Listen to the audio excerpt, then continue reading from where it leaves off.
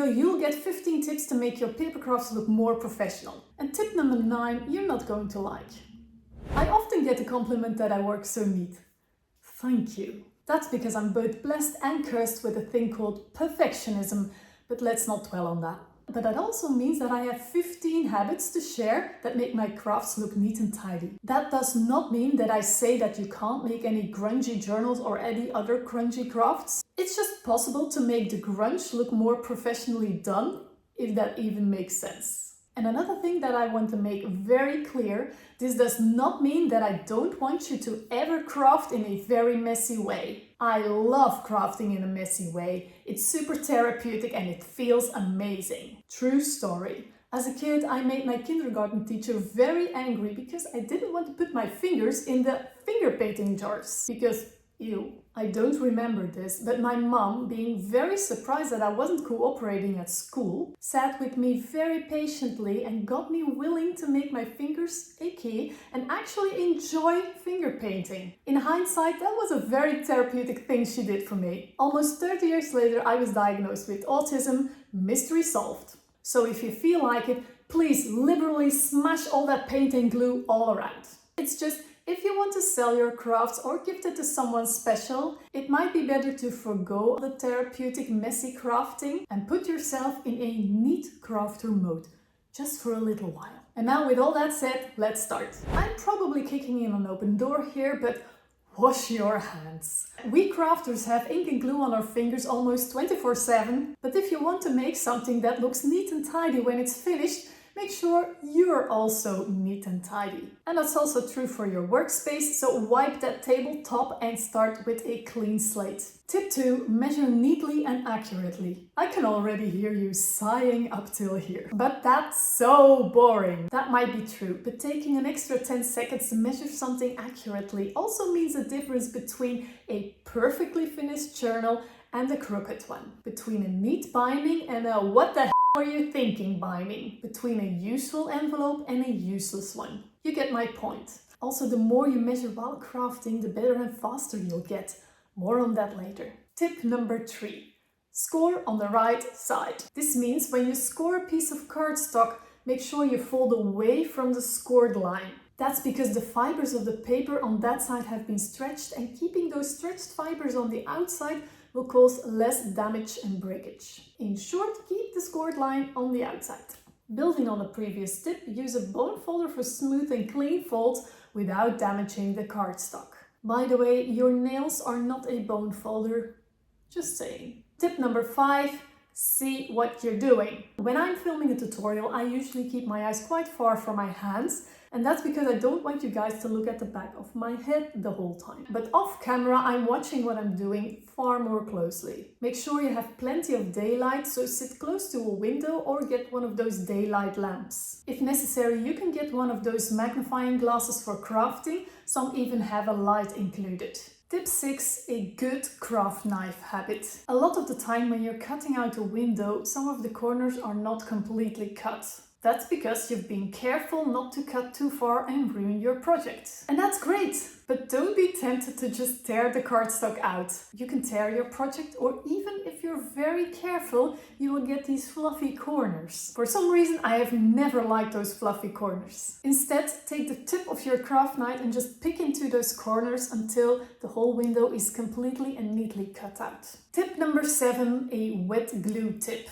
Most water-based wet glues, like tacky glue, which I love, will make your craft project last for a very long time. Unfortunately, the water in the glue might also wrinkle your paper and cardstock, especially if you use a lot. But to prevent that, you can do a couple of things. First of all, spread out the glue to a thin layer. You can use your finger or a glue spreader. By now, you will already know what I will choose. Second of all, right after gluing, you can put some heavy books on top of your project until the glue is dry. I do this often. The downside is that it's a bit of a hassle because who likes to wait?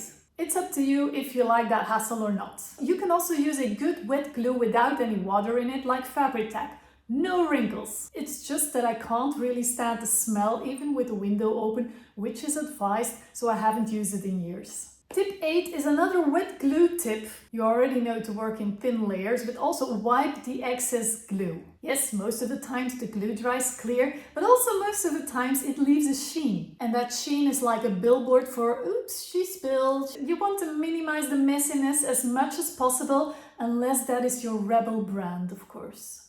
Tip number 9. All this crafting neatly stuff is something that needs to be practiced. Practice, practice, practice, practice. You don't want to hear it, but it just works. I've said this a million times to my music students as well. The more you practice, the faster and better you'll become. The more you cut things, the neater you will be able to. The more you measure accurately, the faster and better you'll become at it. So get out there and practice. Practicing is the highest yielding investment you will ever make.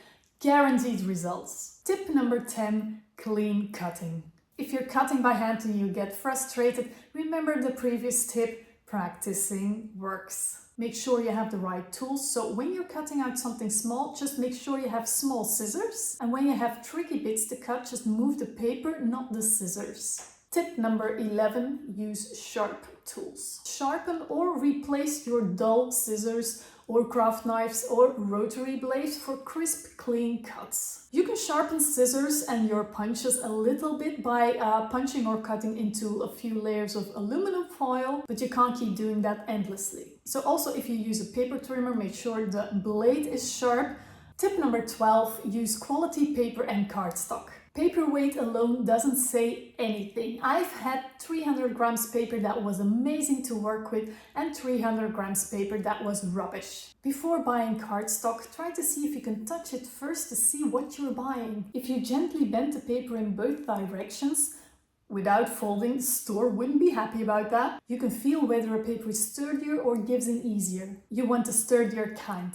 Tip number 13, use quality paper to print on. If you're using printables for your crafts, you have so many types of paper and cardstock to print on. That's amazing, you have so many possibilities. Some paper has a sheen, some cardstock is more matte, and you have higher quality paper and lower quality paper. Finding the right printing paper for you, that's also great for crafting, is something that you need to test out for yourself. Now don't worry, in my experience most printing paper and cardstock is absolutely decent enough. Only some super cheap brands could be a letdown.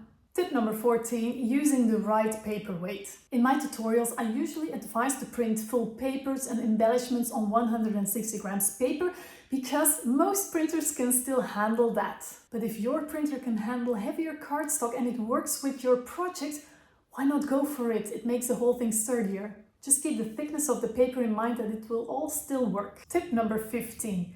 If you're using printable designs, make sure they are high quality to avoid blurry and pixelated results. And you can already hear me coming with a shameless segue to promote our Victoria Designs crafting printables. Yes, we provide the quality. Details are what we pride ourselves in. I taught our design team how to create printables where you can keep discovering new details all the time. Want to see if I'm right or not? The link to our shamelessly promoted shop is in the description below. The tips in this video were just general paper crafting tips. I have many more that are tailored to making journals. So if you want a follow-up video with more tips to make especially your journals look more professional, just let me know in the comments. I hope this video was very helpful. If it was, don't forget to share this video with your crafty friends and I wish you a beautiful crafty day. Bye bye!